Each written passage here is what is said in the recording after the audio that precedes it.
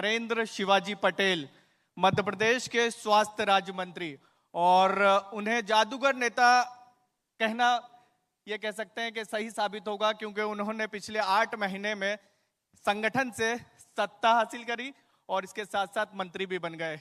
और जहां से वो जीत कर आए, एक मजबूत कांग्रेस के विधायक को उन्होंने हराया, वो भी 45,000 वोटों से। फिर उस वक्त वो मंत्री बने जब बीजेपी के कई दिग्गज नेताओं को इस बार कैबिनेट में शामिल नहीं किया गया, लेकिन उनको शामिल किया गया। नरेंद्र शिवाजी जी, कैसा 8 महीने के बारे में बताइए कि प्रवक्ता बने, फिर विधायक का टिकट लाए, विधायक बने और फिर उसके बाद मंत्री भी बने, कई दिग्गजों को पीछे छोड़ते हुए। ये तो मैं नहीं कह सकता कि कई दिग्गजों को पीछे छोड़ते हुए, ये जरूर कह सकता हूं कई दिग्गजों के पीछे चलते हुए कई दिग्गजों के पीछे चलते हुए यहाँ पे मैं पहुंचा हूँ। निश्चित रूप से ये मेरी यात्रा बहुत छोटी सी यात्रा थी। केवल 25 सितंबर जब पंडित दीनदयाल उपाध्याय जी की जयंती थी, उस दिन मेरे को पार्टी ने विधायक प्रत्याशी घोषित किया था, और 25 दिसंबर जब अटल बिहारी वाजपेयी जी की जयंती थी, उस दिन पार्टी ने मुझे राज्य मंत्री की शपथ दिला दी थी। करेक्ट 3 महीने की आपके लिए शुभ। बिल्कुल, दोनों इतने शुभ दिन और करेक्ट 3 महीने की यात्रा। लेकिन इस 3 महीने की यात्रा के पीछे जो एक सतत काम करना, जैसे आपने मेरे को एक शब्द उपयोग किया जादूगर, तो जादूगर देखता है, अपना खेल दिखाता है, दर्शकों का मन मोहता है, दर्शकों का मनोरंजन होता है, लेकिन उसके पीछे जादूगर का जो परिश्रम होता है, जादूगर की जो साधना होती है, वो बड़ी कठिन होती है, बड़े लंबे समय तक चलती है, जब उसके हाथ में इतनी सफाई आ पाती है। तो पक्का मान के ऐसा चलिए कि मैं भी लगभग 40 वर्ष से अधिक इस विचार से जुड़ा हुआ। और मुझे तो अच्छी तरह याद है कि मैं 10 साल की उम्र में राष्ट्रीय स्वयंसेवक संघ का स्वयंसेवक बन गया था। सन 1983 में मैं राष्ट्रीय स्वयंसेवक संघ का प्रथम वर्ष करे आया था, यानी एक प्रमाणित कार्यकर्ता हो गया था। और सन 1984-85 में जब भारतीय जनता पार्टी अपना पहला आम चुनाव लड़ रही थी, इसको हम कह सकते हैं पहला आम चुनाव था भारतीय जनता पार्टी का 1980 में गठन के बाद में, उस पहले आम चुनाव में मैं भारतीय जनता पार्टी का पोलिंग बूथ एजेंट बन गया था। एक युवा कार्यकर्ता होने के नाते उस समय वोट डालने की उम्र 21 साल थी, लेकिन मेरी आयु 16 साल थी। उस समय मिल नहीं रहे थे तो पार्टी ने मुझे बना दिया था।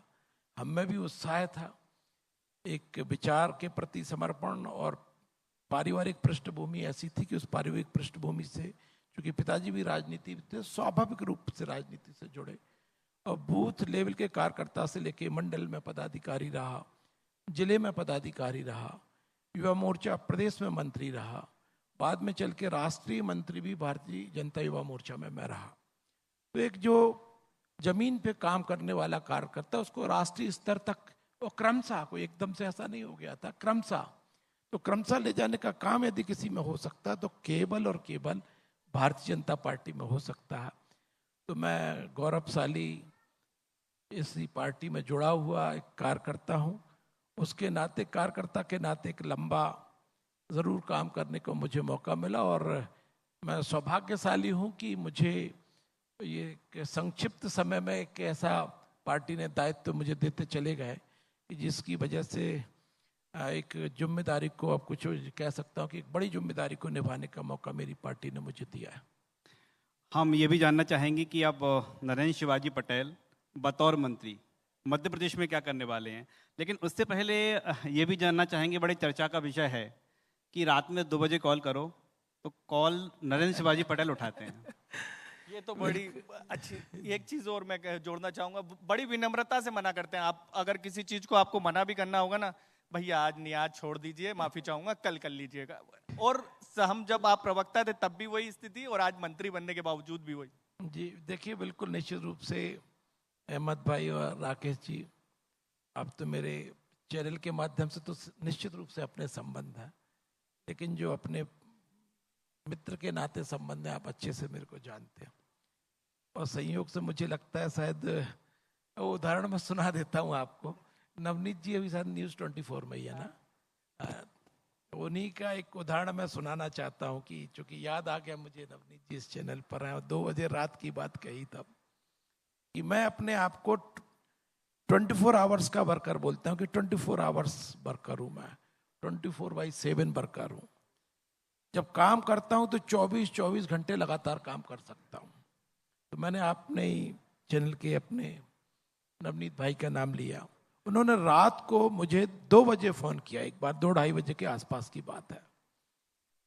तो मेरे को चूंकि कोऑर्डिनेशन का काम था मीडिया सेंटर के नाते, तो उनसे सतत मेरा संपर्क था। तो कोऑर्डिनेशन के लिए तो दिन में फोन आता, 5 बजे तक आता, 8 बजे से पहले भी आता, कई बार इमरजेंसी में वो भी कर देते।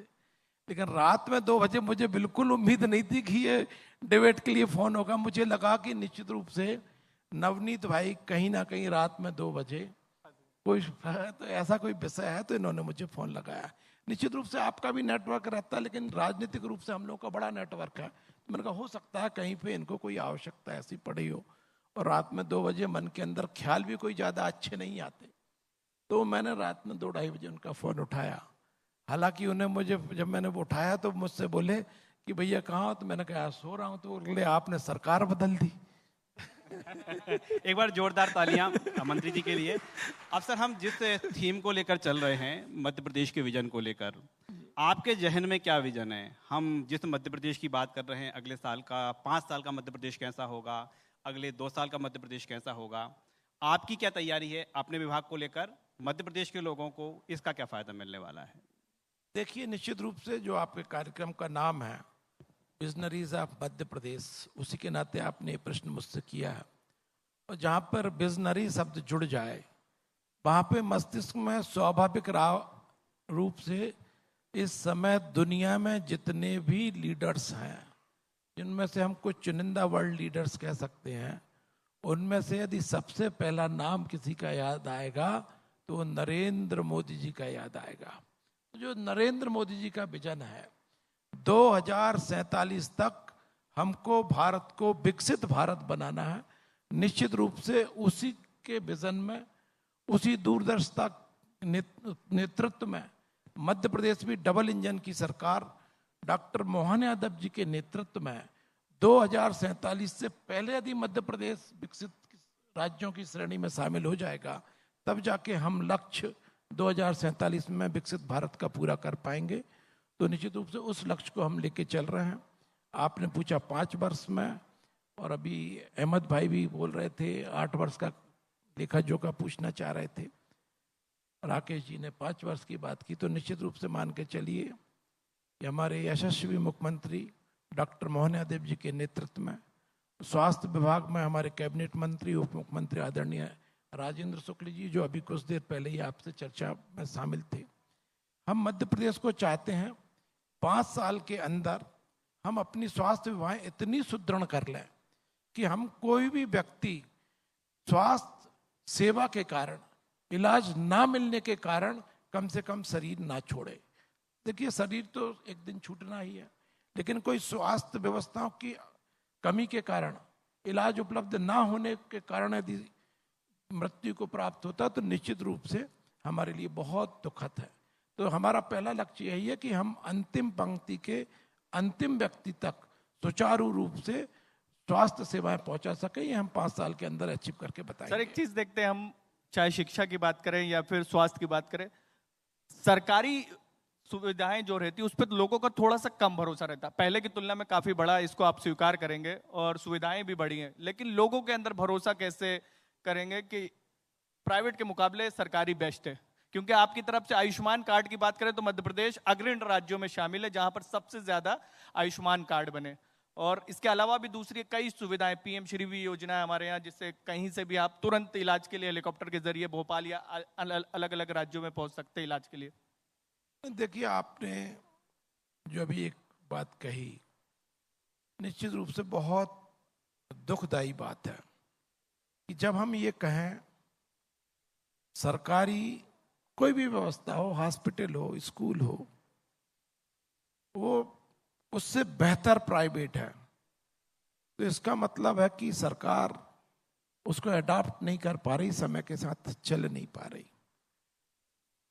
ये कुछ समय के लिए सही हो सकता था, लेकिन नरेंद्र मोदी जी के आने के बाद में एक बड़ा परिवर्तन आया कि सरकारी संस्थानों के प्रति भी जनता का विश्वास बढ़ा। देखिए, मैं तो अब स्वास्थ्य मंत्री हूं, मेरे पे पूरे प्रदेश के अंदर से फोन आते हैं। मैं बड़ी ईमानदारी के साथ कह रहा हूं, जितने फोन मेरे पास एम्स में भर्ती कराने के लिए आते हैं, इतने किसी संस्थान के लिए नहीं आते। तो ये नहीं कह सकते कि सरकारी संस्थान विश्वसनीयता हासिल नहीं कर रहा है, विश्वसनीयता हासिल कर रहा है। अच्छी बात है, गौरव की बात है हमारे लिए कि हमारे प्राइवेट हॉस्पिटल हो या स्कूल या दूसरे संस्थान हो, वो भी उच्चतर स्थान प्राप्त करें, लेकिन सरकारी सुविधाएं उनसे एक कदम आगे रहें। ये जब ही संभव है जब दूरदर्शी नेतृत्व हो, विजनरी नेतृत्व हो, और अब हम सौभाग्यशाली हैं कि प्रदेश में भी और देश में भी विजनरी नेतृत्व है। ये आपने सर जिक्र किया है एम्स का। एम्स में भर्ती होने के लिए कॉल आते हैं, क्या सरकार इस दिशा में काम कर रही है? हमारा हमीदिया अस्पताल हुआ, हमारे जिला अस्पताल हो, क्या इनके लिए भी कभी कॉल ऐसे आए? बिल्कुल बिल्कुल। देखिए, भरोसे की बात है। अब ये राकेश जी, बिल्कुल निश्चित रूप से मैं आपकी बात से सहमत हूं कि चूंकि मैंने नरेंद्र मोदी जी का उल्लेख किया, इसलिए एम्स को जोड़ा, और निश्चित रूप से पक्का मान के चलिए, मैंने सबसे सर्वाधिक कहा, लेकिन ये भी निश्चित मान के चलिए कई जगह मेरे पे फोन, हमीदिया के लिए तो छोड़िए, जेपी के लिए छोड़िए, जो जिला हॉस्पिटल से हमारे, उनके लिए भी फोन आते हैं कि भैया आप वहाँ पे फोन कर दो उसको, जिला हॉस्पिटल में हमको एडमिशन में, तो जो भी उनका रहता, तो हमारे जिला हॉस्पिटल भी उस विश्वसनीयता को हासिल कर रहे हैं।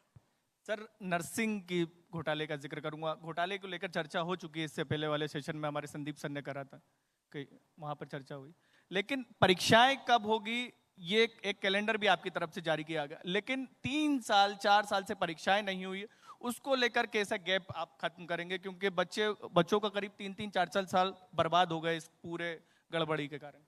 बिल्कुल, देखिए निश्चित रूप से अहमद भाई, ये जो नर्सिंग का जो विषय है, उसमें सबसे पहला यदि विषय चिंता का कोई विषय है और सरकार की प्राथमिकता भी है, वो है उन बच्चों का भविष्य। तो हमारी सरकार उसमें प्रयास कर रही, जैसे आपने स्वयं ने बताया कि कैलेंडर घोषित हो गया परीक्षाओं का, और जो साल भर का कैलेंडर रहता था उसको हमने 6 महीने के लिए किया है, ताकि जो बात 3 साल के लिए होना, वो 1.5 साल में उनका परीक्षाएं पूरी हो जाएं। और इसमें केवल हम सरकार के नाते नहीं, बल्कि चूंकि इसमें कई प्रतिबंध न्यायालय के द्वारा भी लगाए गए थे, उस न्यायालय में भी हमने प्रयास किया, हमारी सरकार ने प्रयास किया कि वहाँ से वो प्रतिबंध हटे, वो स्टे हटे। उसके बाद वहाँ से भी परमिशन हमको मिली कि आप परीक्षाएं आयोजित कर सकते हैं। तो निश्चित रूप से अब मैं ये कह सकता हूँ कि नर्सिंग के जो भी विद्यार्थी हैं, उनकी गाड़ी बिल्कुल ट्रैक पे चल रही है, और उन सबके भविष्य की चिंता मध्य प्रदेश की सरकार को है। और हमारे यशस्वी मुख्यमंत्री डॉक्टर मोहन यादव जी और हमारे उप मुख्यमंत्री और स्वास्थ्य मंत्री आदरणीय राजेंद्र शुक्ल जी इसकी बहुत उत्तम चिंता कर रहे हैं, ये मैं आपको बिल्कुल आश्वस्त कर सकता हूँ। एक और बड़ा विषय है, हालांकि मध्य प्रदेश नहीं पूरे देश का है, ये भरोसा उठ गया है परीक्षा से, चाहे वो स्टेट की परीक्षाएं हों, बोर्ड की परीक्षाएं हों, नेशनल एग्जाम हो। ये जो भरोसा उठा है, क्या अब कैसे कोई ठोस कदम उठाए जा रहे हैं? हालांकि ये बार बार बात कही जाती है कि आगे से गड़बड़ी नहीं होगी। सरकार क्या सोच रही है, मध्य प्रदेश सरकार? मैं आपसे एज ए स्वास्थ्य मंत्री नहीं बल्कि मध्य प्रदेश सरकार के मंत्री के नाते जानना चाह रहा हूं कि मध्य प्रदेश के विद्यार्थी आगामी परीक्षाओं को लेकर, चाहे वो स्कूली परीक्षाएं हों, चाहे वो कॉलेज की परीक्षाएं हों, भर्ती परीक्षाएं हों या फिर एंट्रेंस एग्जाम हो, क्या प्लानिंग चल रही है ताकि मध्य प्रदेश के विद्यार्थियों का वापस वही भरोसा आ जाए कि हाँ, परीक्षा का जो रिजल्ट आया है 100% सही है? देखिए राकेश जी, निश्चित रूप से कि परीक्षाओं की विश्वसनीयता बनी रहे, ये परीक्षा आयोजित करने वाले संस्थान का सबसे पहला जवाबदारी होती है, और सरकार के नाते तो और ज्यादा जिम्मेदारी बढ़ जाती। लेकिन चूंकि सिस्टम इतना बड़ा और उस सिस्टम में कोई भी एक आध भी कमजोर कड़ी फंस जाए तो पूरा सिस्टम पे दाग लगता है। तो निश्चित रूप से लगातार काम चल रहा है, और लगातार काम चलने के बाद में हम और उत्तम स्थिति में पहुंचे हैं, लगातार उत्तम स्थिति में पहुंच रहे हैं। सिस्टम फुल प्रूफ बन रहा है, परीक्षाएं भी, कई परीक्षाएं ऑनलाइन आयोजित करने का भी प्रयास चल रहा है। तो मैं समझता हूँ आने वाले समय में और विश्वसनीय तरीके से। तो क्या न्यूज़ 24 मध्य प्रदेश छत्तीसगढ़ के मंच से आप ये भरोसा दिलाते हैं मध्य प्रदेश के सभी विद्यार्थियों को कि आने वाली सभी परीक्षाएं किसी तरह की गड़बड़ी नहीं होगी, सरकार लगातार सचेत रहेगी? बिल्कुल निश्चित रूप से राकेश जी, मैं न्यूज़ 24 के माध्यम से न्यूज़ 24 के दर्शकों के साथ साथ पूरे मध्य प्रदेश को आश्वस्त करता हूं कि हमारे पूरी ईमानदारी से प्रयास है, हमारे नेतृत्व का पूरी ईमानदारी से प्रयास है कि मध्य प्रदेश के विद्यार्थियों के भविष्य के लिए लगातार सुचारू रूप से पूर्ण पारदर्शिता और पूर्ण ईमानदारी के साथ परीक्षाएं आयोजित होंगी।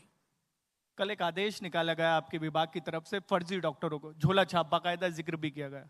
कोई अभियान चलाने जा रहे हैं आप लोग, खासकर ग्रामीण इलाकों में, क्योंकि हम देखते हैं कि कई फर्जी डॉक्टरों के कारण जान चली जाती है। एक अच्छा पहल आपकी तरफ से किया गया है कि ग्रामीण इलाकों में एक अभियान चलाया जाएगा, लोगों को जागरूक किया जाएगा और इन लोगों पर कार्रवाई की जाएगी।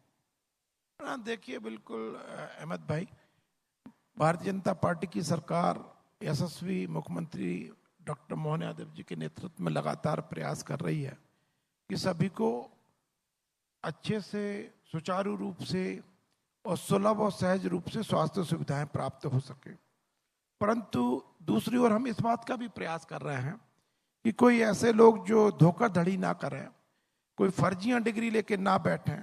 और कई बार ऐसा अपन ने सुनने को मिल जाता है कि चूंकि वो लोगों में थोड़ी अशिक्षा भी अभी भी मौजूद है, तो लोग डॉक्टर का सुन के, हॉस्पिटल का बोर्ड पढ़ के, क्लिनिक का बोर्ड पढ़ के चले जाते हैं इलाज के लिए।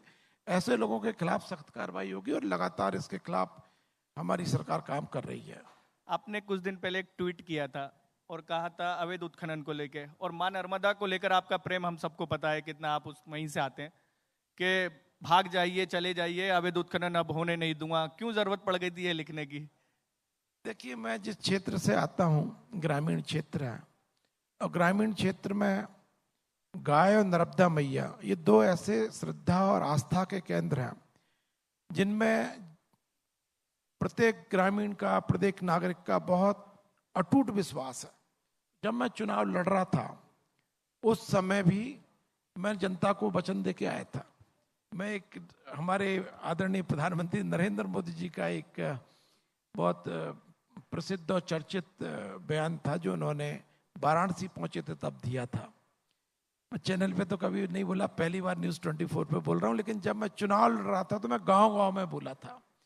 अब चूंकि वो मेरे नेता हैं, मैं उनके पद चिन्हों पे चलता हूँ, तो उन्हीं के पद चिन्हों पे चलते हुए मैंने बोला था कि मैं आया नहीं हूँ, नर्मदा मैया ने मुझे बुलाया। तो निश्चित रूप से मैं ये वचन दे के आया था अपनी क्षेत्र की जनता को कि नर्मदा मैया के संवर्धन के लिए, संरक्षण के लिए जो भी प्रयास होगा मैं प्राणपण से करूंगा। गौ माता को सड़क पे नहीं रहने दूंगा, ये बात भी मैं अपने मतदाताओं से कह के आया था। मतदाताओं ने जो एक अटूट विश्वास जताया, इतना भारी जनादेश दिया कि 1.25 लाख वोट, पहली बार मेरी कॉन्स्टिट्यूंसी में किसी को लाख से ऊपर वोट मिला था। 45,000 करीब वोट से। जी, निश्चित रूप से। और जो इतना विश्वास जनता का मिला, तो मेरे मन के अंदर एक ऐसा भाव है कि मन में ये भाव है कि जो जनता से कमिटमेंट करके आया हूं उस पर खरा उतरना है, चाहे उसके लिए मुझे माफियाओं से किसी भी हद तक लड़ना पड़ेगा तो मैं लड़ूंगा। तो निश्चित रूप से आपने जो उल्लेख किया, अब मैं अपने यशस्वी मुख्यमंत्री जी को पुनः श्रेय दूंगा कि उन्होंने अवैध खनन के लिए उन्होंने भी सख्त कार्रवाई कराई, उन्होंने गाय को भी संरक्षित करने के लिए उन्होंने भी आदेश दिए हैं।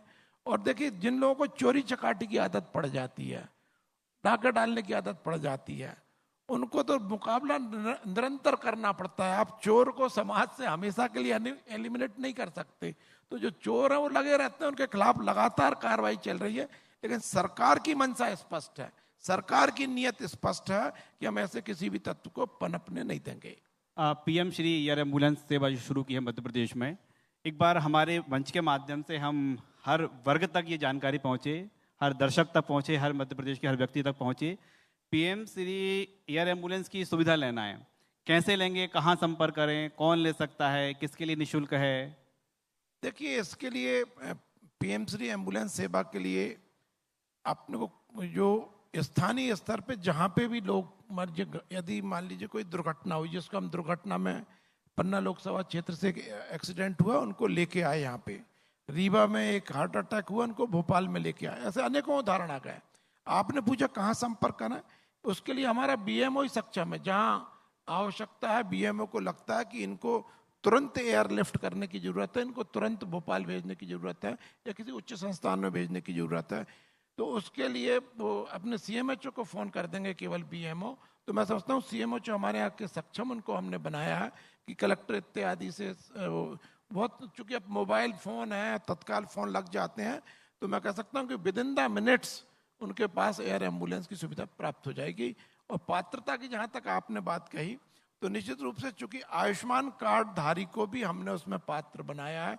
आयुष्मान कार्ड धारी यानी गरीब से गरीब व्यक्ति, हम पंडित दीनदयाल उपाध्याय जी को याद करें तो अंतिम पंक्ति की जो चिंता करने वाली बात है वो भी एयर एम्बुलेंस में की गई है। अंतिम पंक्ति का जो अंतिम व्यक्ति है, समाज का सबसे गरीब व्यक्ति भी है, यदि उसको भी आवश्यकता होगी तो मध्य प्रदेश की सरकार एयर एम्बुलेंस की सुविधा उपलब्ध कराएगी। ये सिर्फ मध्य प्रदेश के हॉस्पिटल तक पहुंच जाएगी ना? अभी तक देखिए, अभी तक जितने हमारे पास विषय है वो यहीं तक सीमित थे, मध्य प्रदेश तक। लेकिन यदि आवश्यकता पड़ेगी उनको उच्च संस्थान में भेजने के लिए तो जरूर भेजेंगे, दिल्ली बंबई भी भेजेंगे, क्योंकि प्लेन तो जाने में सक्षम है।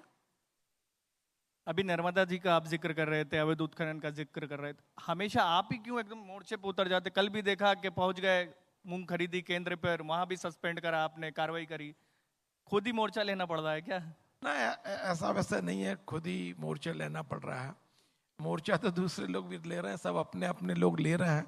लेकिन ये तो आप मीडिया मित्रों का मेरे प्रति थोड़ा प्रेम है, पुराने संबंध है, तो आप मेरी बात को ज्यादा चर्चा का विषय बना देते हैं, वरना तो हमारे सब जनप्रतिनिधि कर रहे हैं।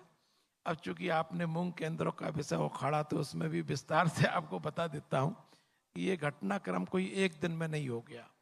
इस घटनाक्रम के पीछे धीमे धीमे हुआ है। मेरे पास सूचनाएं आई कि यहाँ पर ये गलत काम हो रहा है, कुछ पैसे मांगे जा रहे हैं, या मूंग तुलाई में ज़्यादा तुलाई हो रही है, कुछ गड़बड़ियों की शिकायतें मेरे पास आ रही थी। तो मैंने अपने कार्यालय के माध्यम से, अपने अन्य कार्यकर्ताओं के माध्यम से उनको सूचना पहुंचाई कि ऐसा मत करो भाई, इसको सुधार कर लो।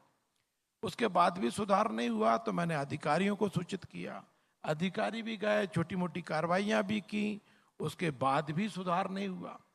लेकिन उसी बीच में जब मुझे ये शिकायत मिली कि किसानों के साथ अभद्रता हुई, किसानों के साथ मारपीट हुई, तो ये मेरे लिए असहनीय था। फिर मैंने तय किया कि मैं सारे कार्यक्रम कैंसिल करके खुद जाऊंगा, और मैं खुद गया। और अब चूंकि मैं इस मध्य प्रदेश सरकार का मंत्री हूँ, मुझ पे जिम्मेदारियां ऐसी हैं कि कुछ बातें शासन की सार्वजनिक रूप से कह भी नहीं सकता। लेकिन हाँ, इतना निश्चित रूप से आपके चैनल के माध्यम से मध्य प्रदेश के लोगों को आश्वस्त करता हूं कि हमारे यशस्वी मुख्यमंत्री डॉक्टर मोहन यादव जी के नेतृत्व में हम कोई भी गलत काम मध्य प्रदेश की धरती पे नहीं होने देंगे। अब साफ फिर मध्य प्रदेश में उपचुनाव का दौर तो लगातार जारी है, अभी 2 चुनाव आने वाले हैं। ऐसा तो नहीं कि जो बार बार अटकलें बीच में आ जाती हैं, आगे भी और भी कुछ उपचुनाव हो सकते हैं क्या? कोई बीजेपी की ओर से तैयारी है क्या? कुछ कांग्रेस के अभी भी लोग संपर्क में आ रहे हैं? देखिए, अभी तो जहाँ तक आपने पहला प्रश्न किया उपचुनावों का, तो उपचुनाव तो एक ऐसी प्रक्रिया है जो सतत चलने वाली प्रक्रिया है। सतत चलने ये सतत क्या जारी रहेगी, यही हम जानना चाह रहे हैं ना। चूंकि सतत चलने वाली इसके लिए है कि उपचुनाव कई कारणों से होते हैं, तो उन उपचुनाव कई कारण कभी भी पैदा हो सकते हैं। बाकी की जो आपकी दूसरा उसमें जो प्रश्न है, जिसको हम हिडन क्वेश्चन कह सकते हैं, जो हमारे सब संभ्रांत दर्शक अच्छे से समझ रहे हैं, तो मैं कह सकता हूं कि चूंकि भारतीय जनता पार्टी का विस्तार जिस तरीके से हो रहा है, भारतीय जनता पार्टी की स्वीकारोक्ति जिस तरह से पूरी समाज के अंदर हो रही है, पूरे देश के अंदर हो रही है, तो निश्चित मान के चलिए कि जो भी अच्छे लोग हमारी तरफ आएंगे तो निश्चित रूप से वो हमारे लिए स्वीकार्य हैं। बहुत बहुत शुक्रिया हमसे चर्चा करने के लिए। तो हमारे साथ थे मध्य प्रदेश शासन के राज्य मंत्री, स्वास्थ्य राज्य मंत्री नरेंद्र शिवाजी पटेल जी, जिन्होंने विस्तार से अपने विभाग को लेकर, पार्टी को लेकर, मध्य प्रदेश के तमाम समीकरणों को लेकर हमसे विस्तार से चर्चा की। बहुत बहुत शुक्रिया सर आपका।